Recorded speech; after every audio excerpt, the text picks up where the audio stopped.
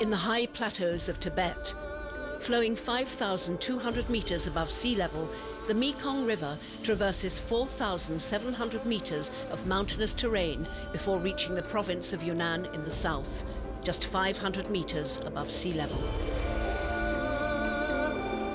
Along its way, it irrigates an immense territory that crosses Burma, Laos, Thailand, Cambodia and Vietnam.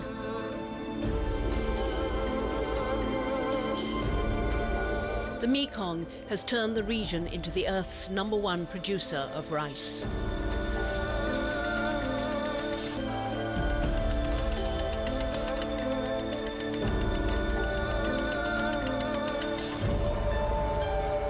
And beyond rice, the river feeds a wealth of other fruits and vegetables, making the region the world's vegetable garden.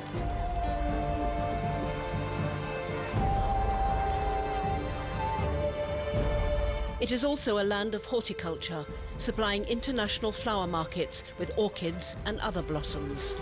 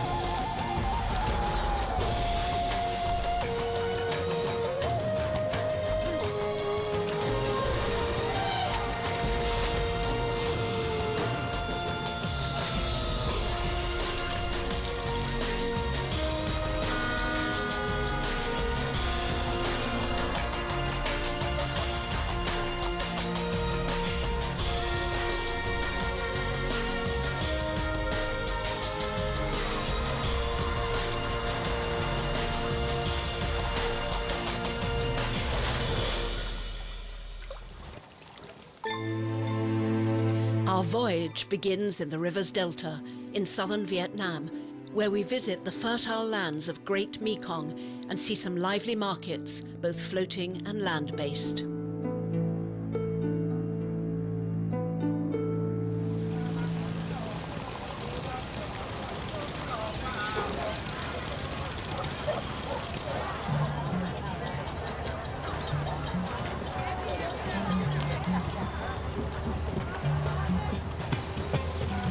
This is Can Tho, a floating market teeming with life, where fruits and vegetables rule the day's exchanges between buyers and vendors.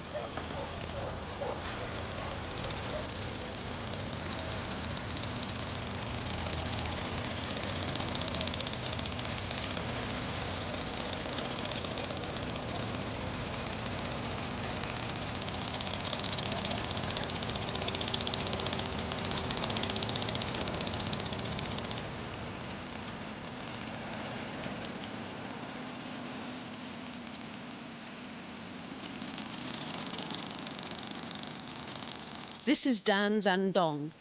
He has been a fruit seller for the past 30 years.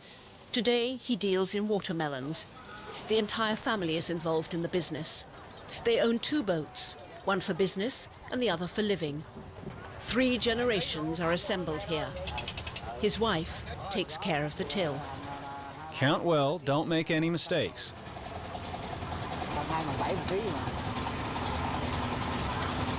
I cannot make mistakes. I know what I'm doing.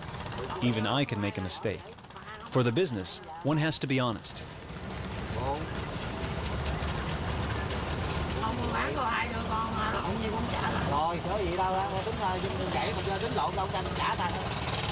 The Van Dongs are well respected by their clients, and that support helps them to survive. Here you have 765 kilos. I only have 27,000,009. You are about 30,000 short.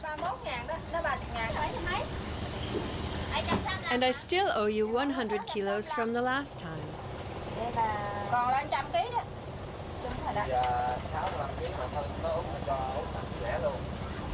Once all the watermelons have been sold, vendors like the Van Dongs make their way back up the Mekong towards the farmlands to replenish their supplies. This economic model is fairly widespread in countries that border the southern part of the Mekong River: Vietnam, Cambodia, Thailand, Laos. These family-run businesses facilitate the distribution of produce from smallholders.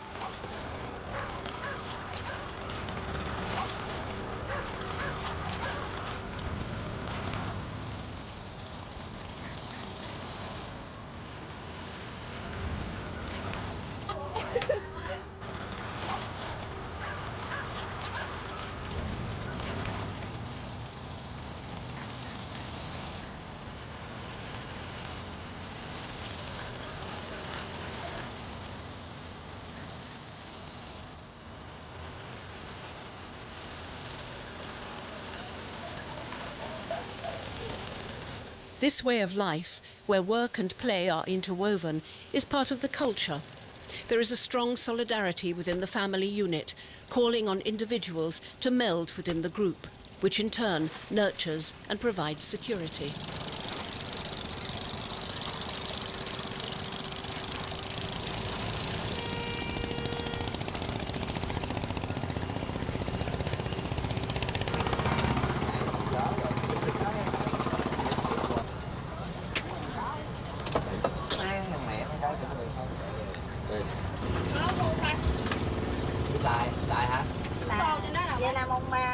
Is this Mao there? Yes, she is to marry on the 3rd. Will the ceremony be on the boat? It would be easier ashore. So will it be on the boat or ashore? Tell me. Ashore would be much easier. The lives of these small vendors, whether they trade on water or on dry land, is conditioned by the crops, the rhythm of harvests, and the cycle of seasons. Millions of men and women here follow this way of life, and their desire is that it continues this way. That is not to say that life on a boat is easy. Still, they seem to find a way to make do with the lack of privacy and other discomforts. This way of life is probably less precarious than it seems.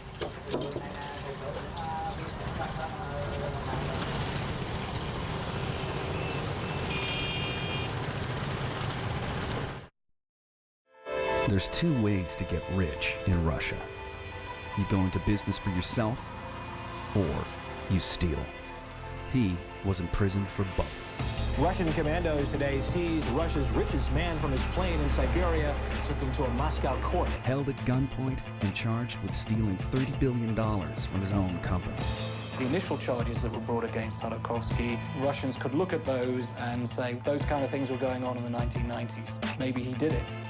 But with the new charges, the idea that actually the entire revenues of Yukon were somehow being embezzled is something that a lot of people have much more difficulty imagining could be possible.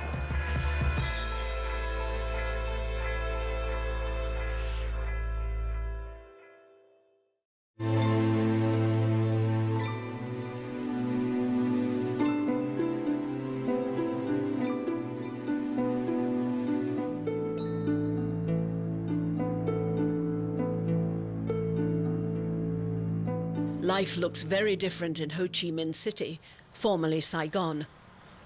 We are at a stock exchange with Nguyen Quang Bao, who at 29 is already managing an investment company.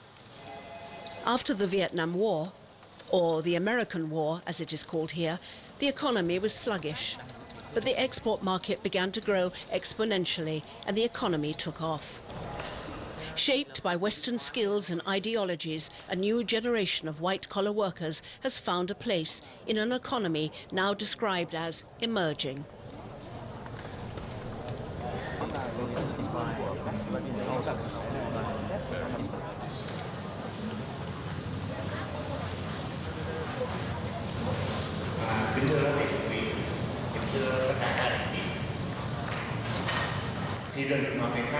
Dear guests, comrades, last year the Vietnamese market has been buoyant.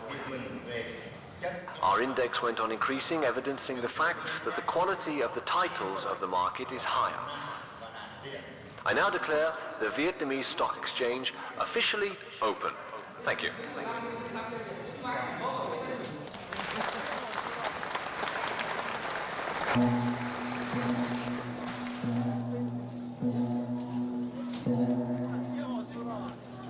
This is a big day for Quang Bao.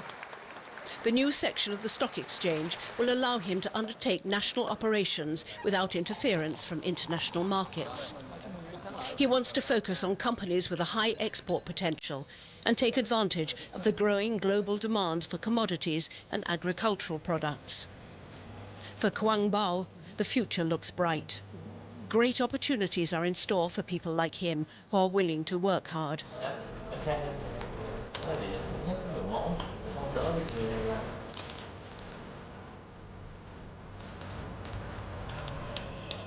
As long as Vietnam can continue to deliver much demanded agricultural commodities, then nothing can stop Quang Bao.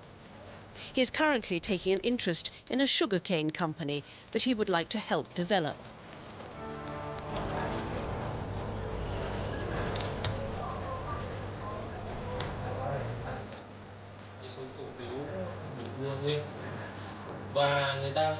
If a shareholder buys new shares, and that he's one of the shareholders we already know, what are we to do?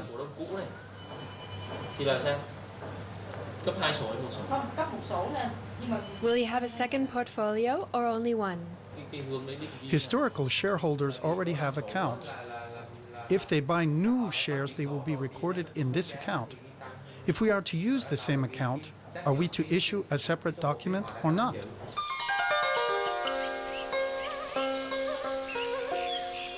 Behind much of Vietnam's remarkable economic development is the cultivation of rice. By harnessing the waters of the Mekong to abundantly irrigate regions in the south, the country has become one of the largest exporters of rice in the world.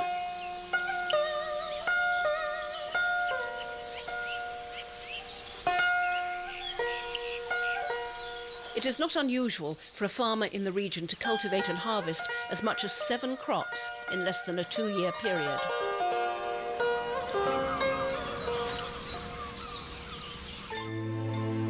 What's true for Vietnam is also true for China and the rest of the Great Mekong region. With its perfect alchemy of favorable climate, fertile lands and abundant water, the region has been growing rice for more than 3,500 years. Here, in Yunnan, terraced rice fields overlook the Mekong.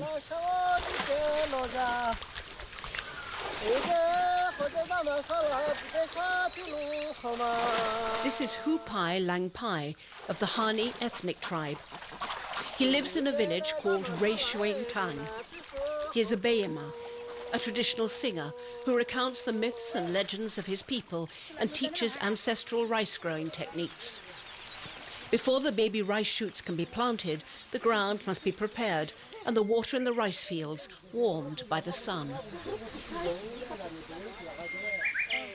The women are in charge of planting the shoots. They work in unison. The work progresses to the rhythm of the Bayema's song, who is in turn inspired by the echoes of the women's chants.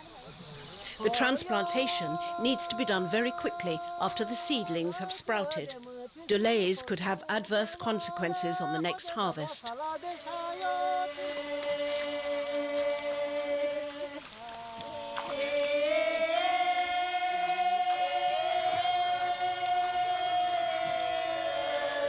This way of life, which is centered on the cultivation of rice, is common to other regions of the Great Mekong. The particular climate here allows for multiple harvests every year, securing a daily staple for local populations.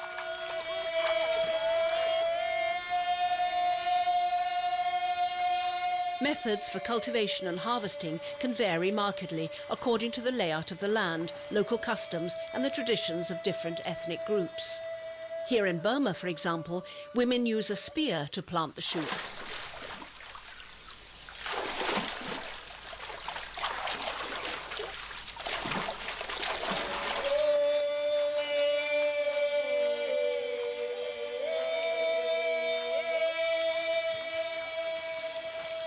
Still in Burma, it is the men who look after the harvest. Afterwards, the rice tufts are left outside to dry.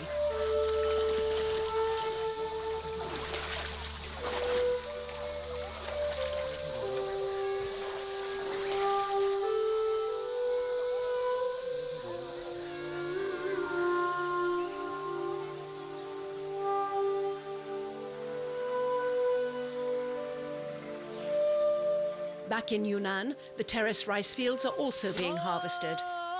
Unlike Western methods that require sophisticated machinery, things here are done by hand, using techniques mastered through endless repetition.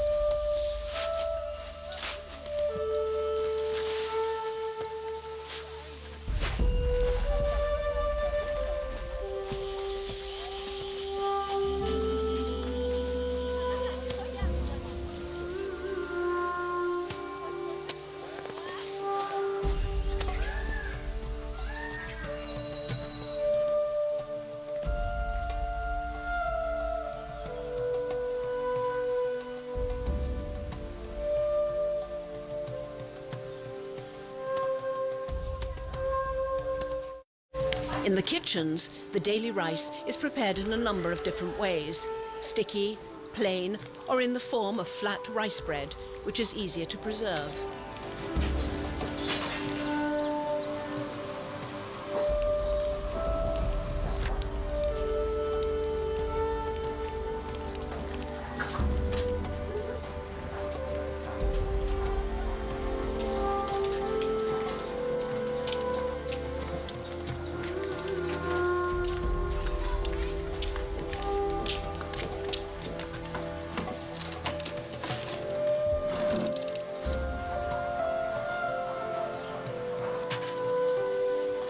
The basis for these delicious noodles is a rice paste, prepared with methods that can vary from one ethnic group to another, or even from one cook to another, depending on the desired result.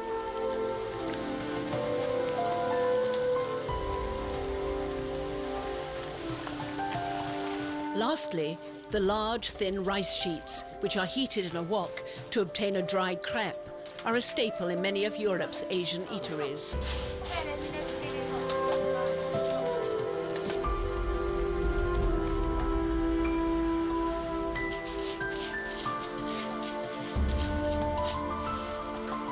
Diners from around the world love these delicate crepes, which can be preserved for long periods of time. They are easy to carry and can be nibbled on as snacks.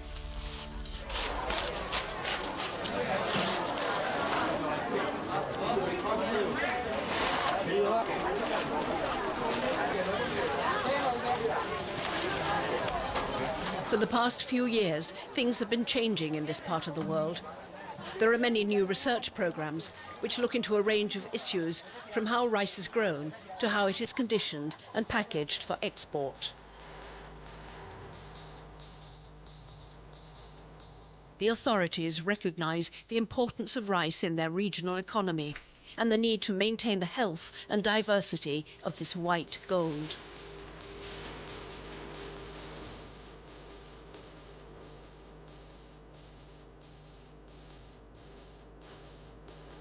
In terms of packaging, for example, exporters understand that health and safety regulations are more stringent in the importing countries of the Northern Hemisphere than in the neighbouring countries of Asia.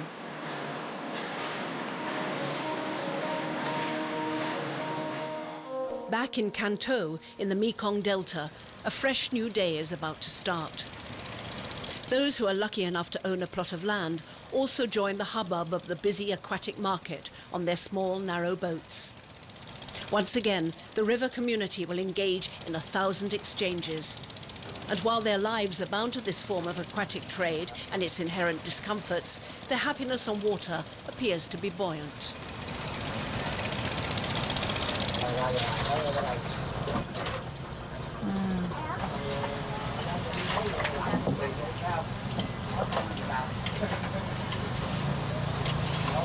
The Van Dong family is in the midst of preparing a feast.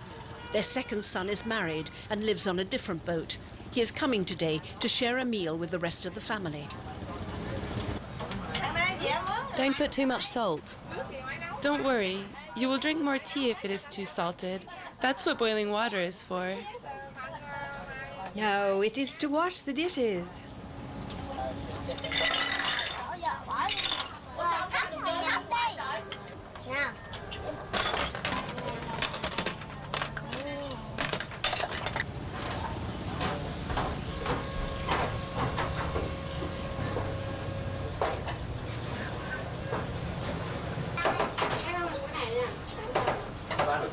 This food is much too spicy.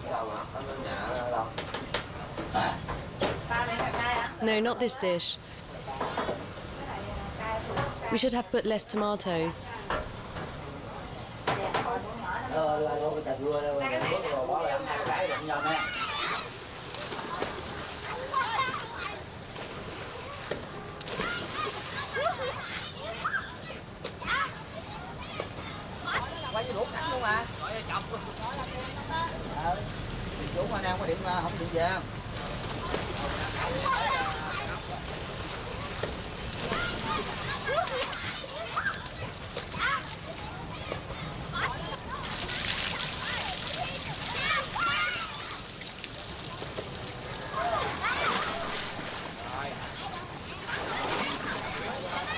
While the quality of the water may leave much to be desired, the children are happy.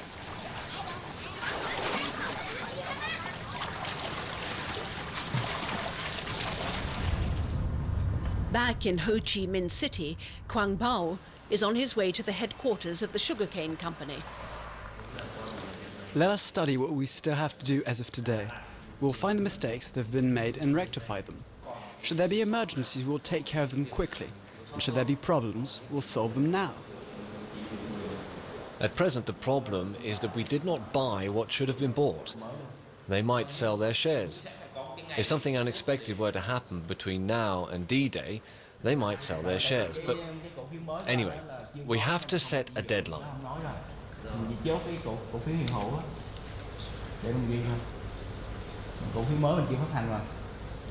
Whoever asks for it, we will grant him an account for the new and the old shares.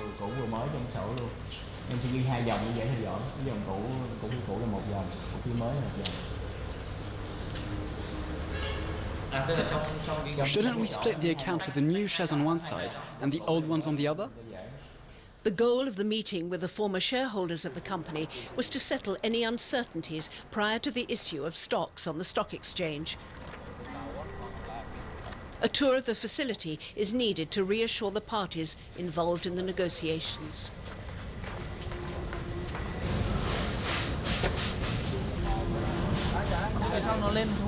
Quang Bao's client is already well established, but like other Vietnamese companies in his industry, he needs funds to modernize, to upgrade his industrial equipment.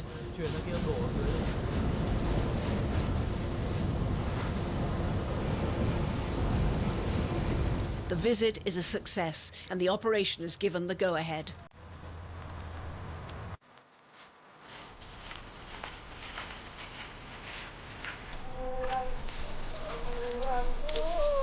In other parts of Great Mekong, thousands of hands are engaged in the picking of fruit across vast plains made fertile by the river. Nature has been generous to the region's farmers, supplying a profusion of fruit: green bananas, lychees, apples.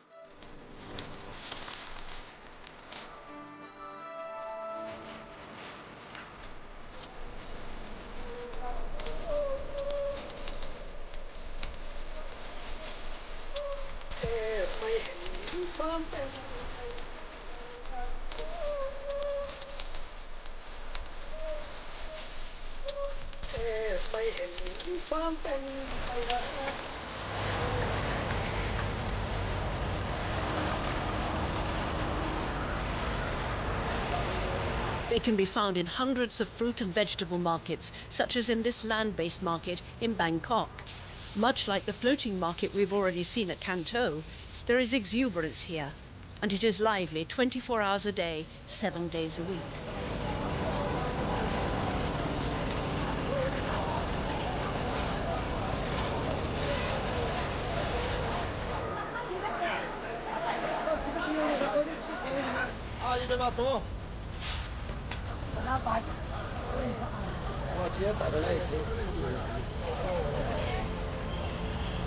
Amid the whirlwind of activity, each individual seems to know where he needs to go in order to take part in the exchange.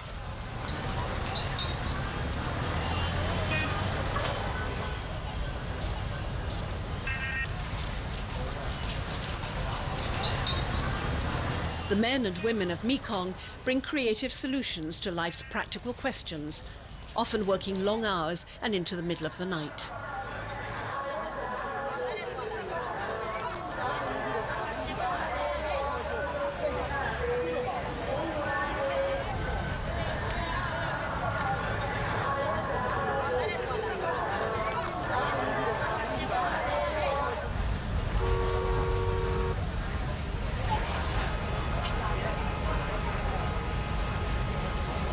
The people here identify with a world that is at once fleeting and tangible, magical and unreal. Each meeting, smile or gesture swells a tide rich in humanity. There is a strong sense of belonging here, which in fact is part of the soul of this people.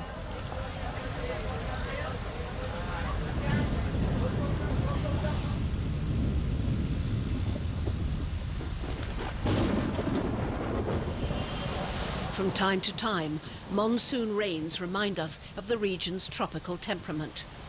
But these climatic disruptions are simply a part of everyday life.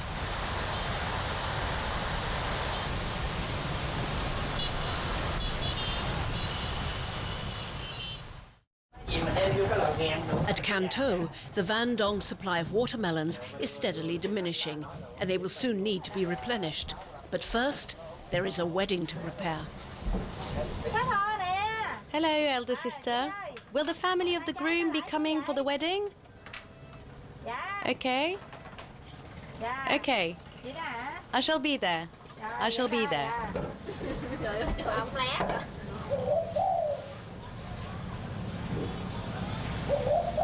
While the Van Dongs live on their boat, they maintain strong relations with each of their extended families. They frequently gather for seasonal celebrations, birthdays, weddings and funerals. Family bonds are preserved and even extended at these events. I shall wear my owl dye that way. I shall wear it over my trousers.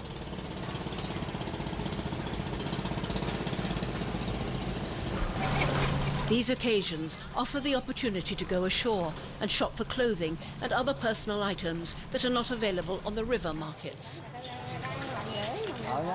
They are preparing everything before the wedding. Aren't we too early? No, no problem.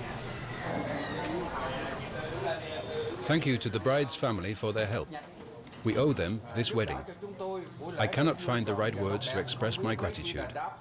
I offer them my most sincere respects for having organized this ceremony. Please cheer.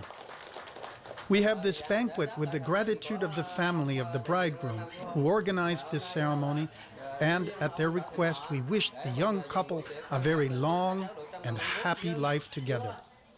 As your host and the eldest of the bride's family, I wish to toast the eldest member of the bridegroom's family.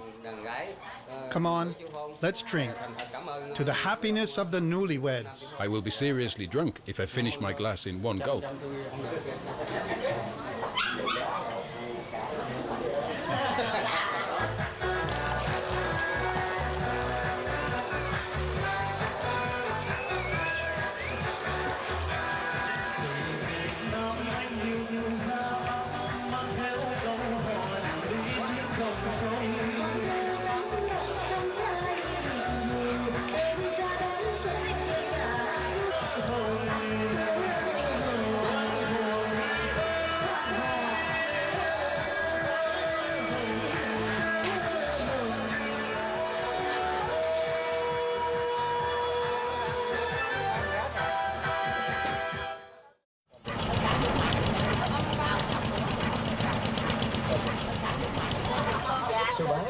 That evening, back at the boat, the family gathers to watch a classic TV series featuring characters from another era.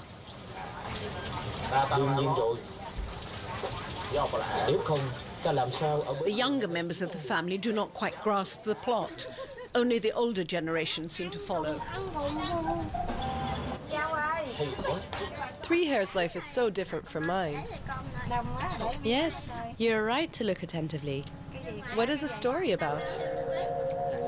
What does it mean, 3 hairs? Is this him with 3 hairs on his head? Is he the youngest? Are you sure? But it's not complicated. It really is the one with only 3 hairs on his head.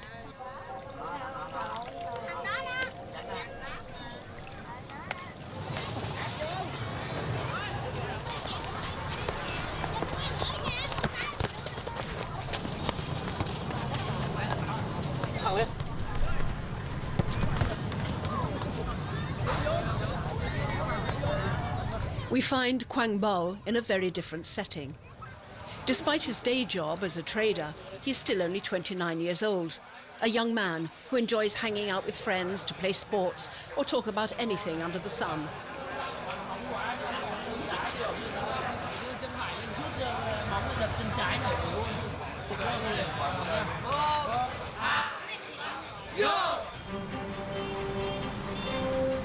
It is dusk in Ho Chi Minh City. Saigon was once a small fishing village.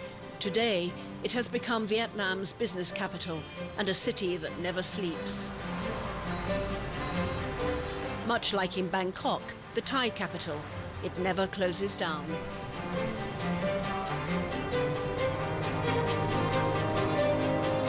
Flowers have a special place here. And for 10 million of the city's inhabitants, they are an offering to be safeguarded. Many streets are transformed at night into flower markets, which are just as extraordinary as the fruits and vegetable markets we've seen in other parts of the region, lively and plentiful.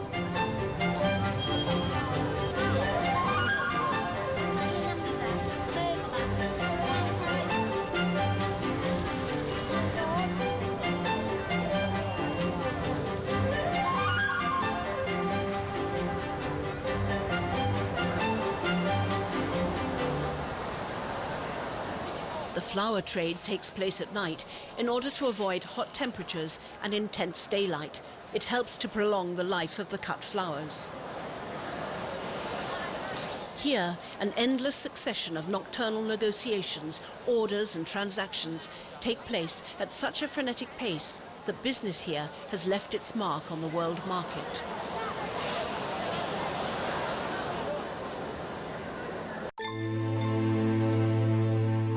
We return to southwest China to explore the secrets behind the remarkable development of the horticultural industry.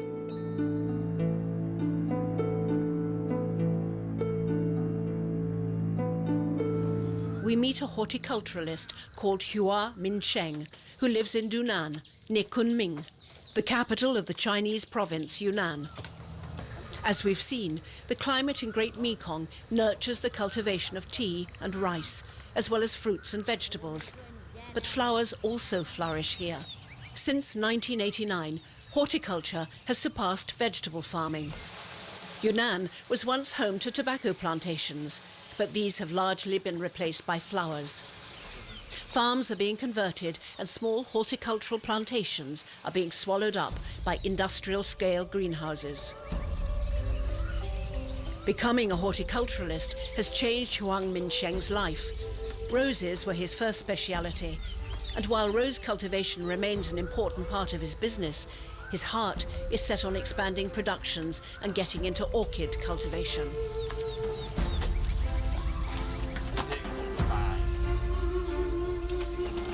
But for the moment, he must work with his staff to prepare flowers for the Dunan auction, the biggest market in China. It is from here that his most remote clients are sent their flowers.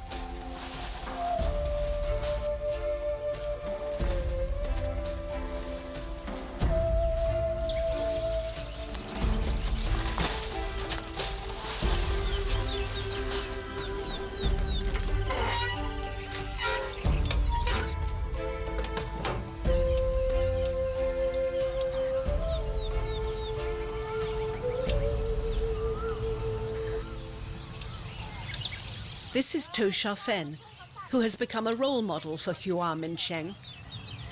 Thailand's floral tradition has made it the #1 exporter of orchids, and To Sha Fen is one of many horticultural producers in the country that is so often called the Kingdom of Orchids.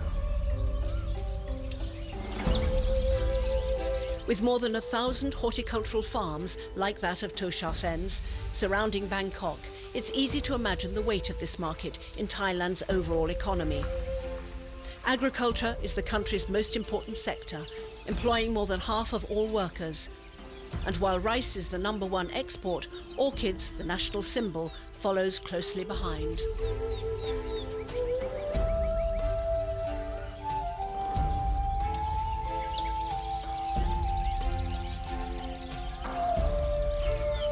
One of the great advantages of the orchid is that it blooms all year round, thanks to the region's favourable climate.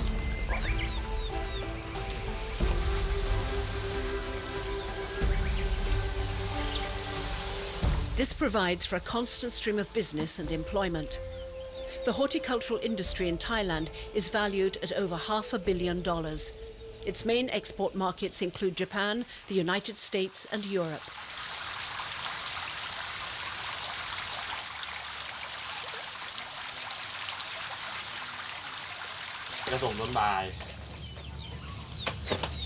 With the help of his staff, To Sha Fen is now preparing flowers for the Bangkok market. Some 1,200 orchids must be ready for delivery before 10 a.m. They will then be taken to Bangkok airport and loaded on a cargo plane.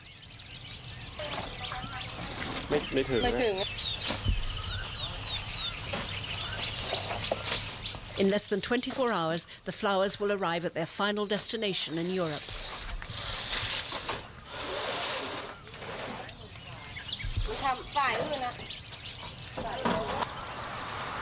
Meanwhile, Min Cheng's roses have been packed, and he is taking them to the Dunan market. This landscape, which might take Western viewers to the south of Spain, is a mark of the profound changes that have already taken place.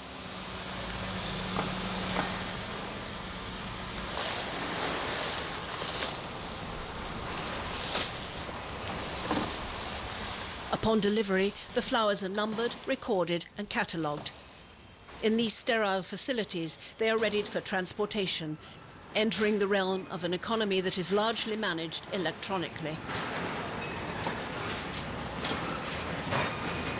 Nature's splendor has found its economic niche. Domesticated, packaged and commercialized, floral beauty can now be enjoyed by people across Thailand and around the world.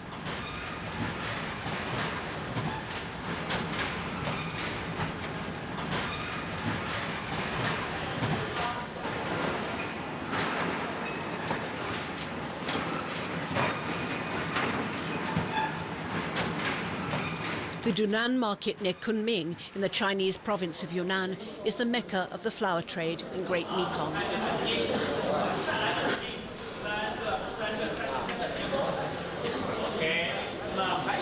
The last one, ice cream. 3 ice cream and Yolian.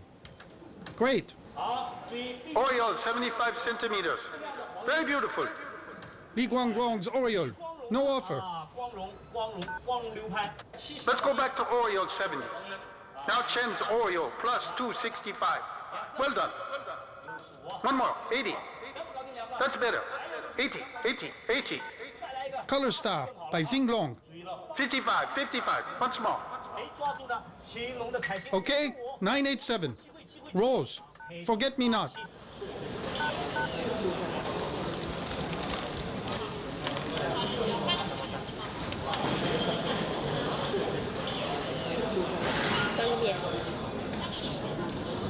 This 21st century auction will seal the fate of millions of flowers. The volume of trade carried out here was recently estimated at more than $500 million a year. Min Cheng's entire lot of 2,000 roses has been sold to a trader from Singapore, who has ironically purchased them for one of his Thai clients. After the auction that afternoon, the roses will be packaged and loaded for immediate delivery to Bangkok.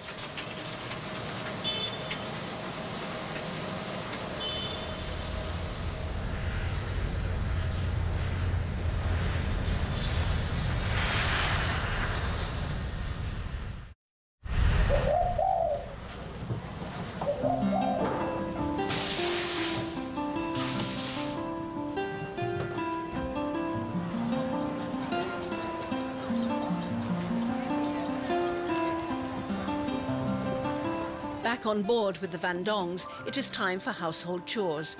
The remaining watermelons have been sold. It is time to return upstream. The family finalizes preparations the evening before, as they are setting out before sunrise. They want to get a head start before the river becomes congested by swarms of other small vendors.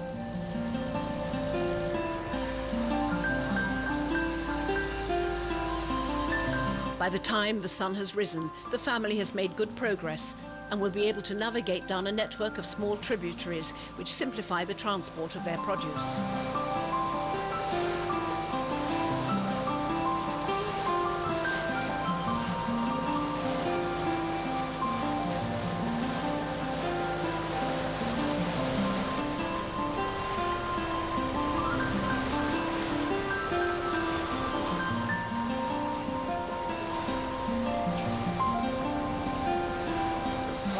Over there. We shall moor here.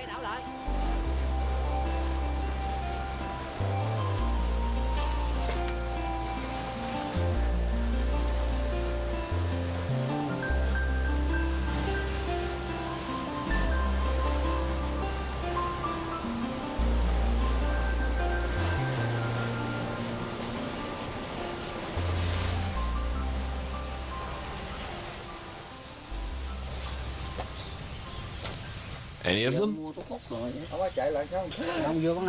No, not any of them. I don't want any of the bad ones. Không năm rồi về nóng nóng lạnh luôn. Mới 2 tháng rồi gì?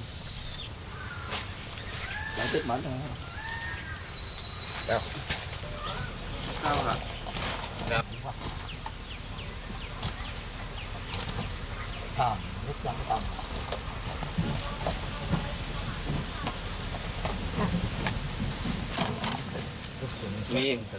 Look, 40 kilos. That's right, 40 kilos.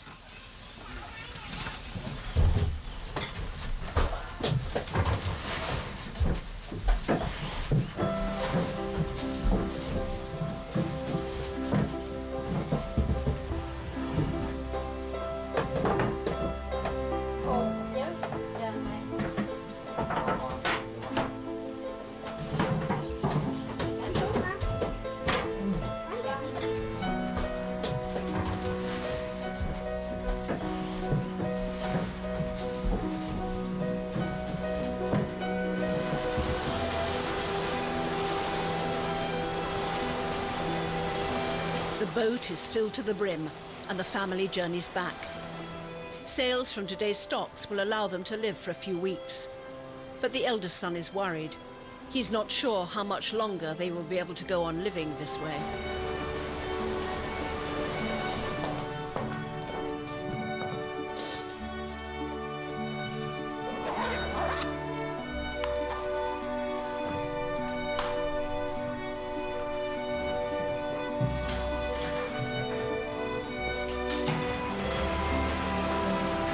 Today is Quang Bao's big day.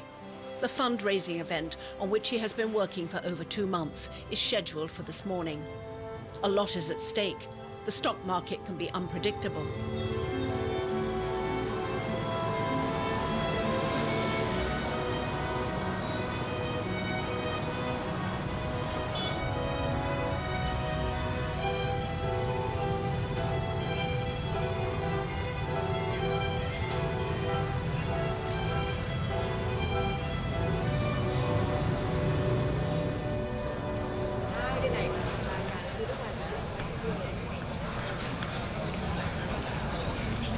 A few last-minute details to settle, and an important client to motivate.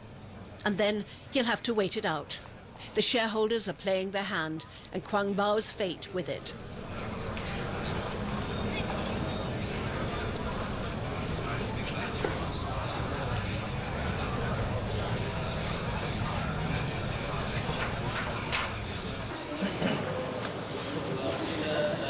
Ladies and gentlemen, I have to give you some additional information on this operation. Baja Sugar Company will therefore issue 1.62 million of shares on the market. The nominal value of each share will be 10,000 dongs, but its starting reserve value is 26,000 dongs.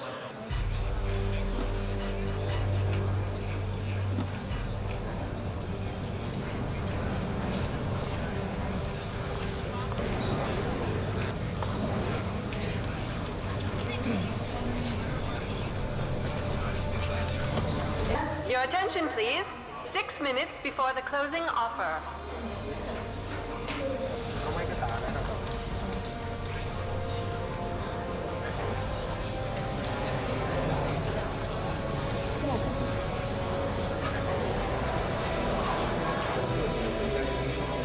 At last, the verdict is in. The subscriptions have been totaled up, and it's a victory.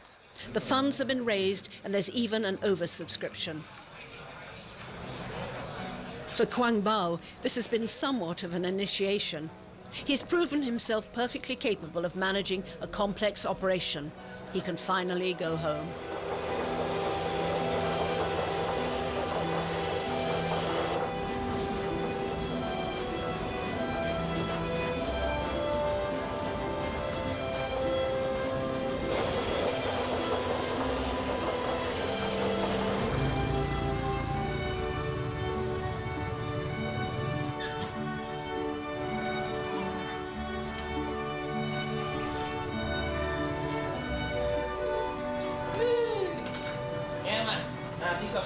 After 2 months away from his family, they are happily reunited.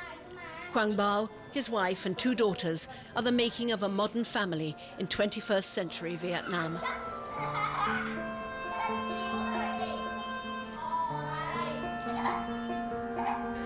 They do not adhere to the traditional image of the family unit, but instead proudly to a new kind of westernized model, a sign of a new era for Vietnam, and a modern symbol for the great Mekong region.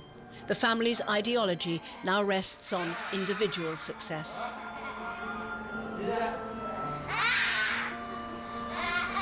Quang Bao's social accession seems well assured, and soon enough he will be able to gauge his own success in much the same way as he measures his daughter's growth.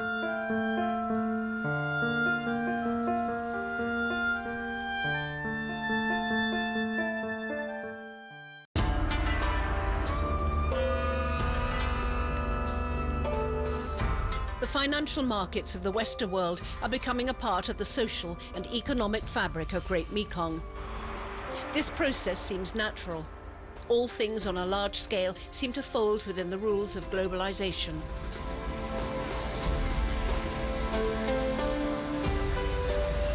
It remains to be seen whether the people of Mekong will find a way to protect themselves from the most harmful impacts of capitalism.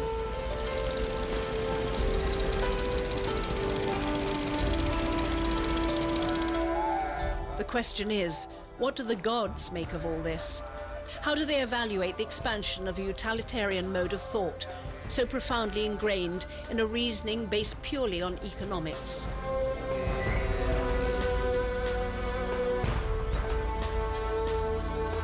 The question is, what do the gods make of all this? The children of Mekong will no doubt see the threat that looms over them.